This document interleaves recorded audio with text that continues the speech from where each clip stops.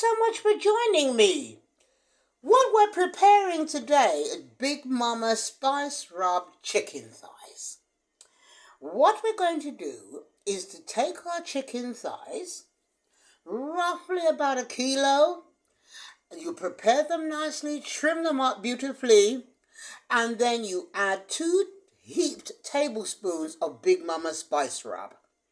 Now, once you've done that, you massage all of that spice rub into those chicken pieces, making sure that every piece is beautifully coated.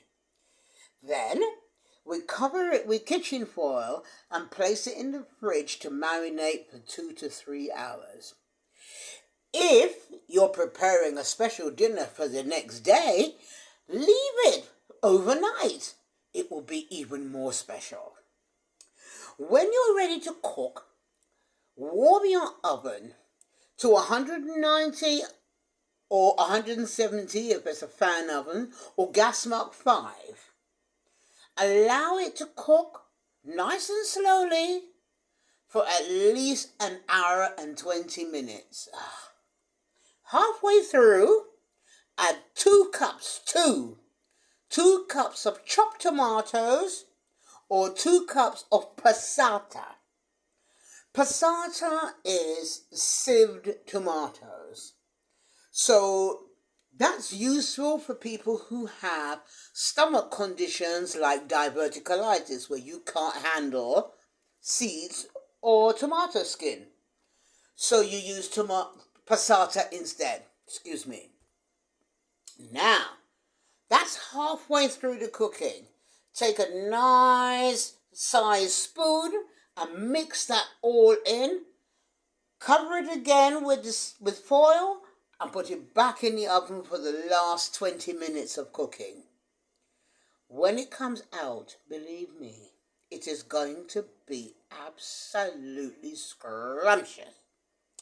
Now, I don't know what you prefer, but I prefer to serve it with rice, basmati rice, and parboiled broccoli and carrots, and then roast those vegetables in the oven with butter, a little bit of sea salt, and black pepper.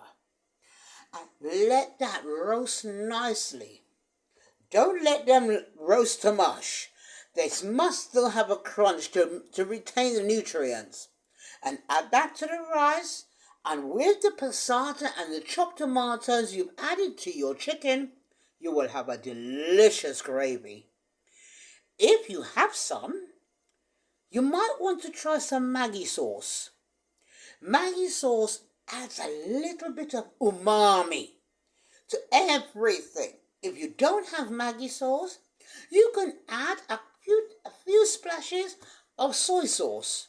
Not too much, because soy sauce has got a high level of salt. So be careful, don't add too much soy sauce. But Maggi sauce, if you have it or you can get it, will give your dish a little bit of umami. That very special yum taste.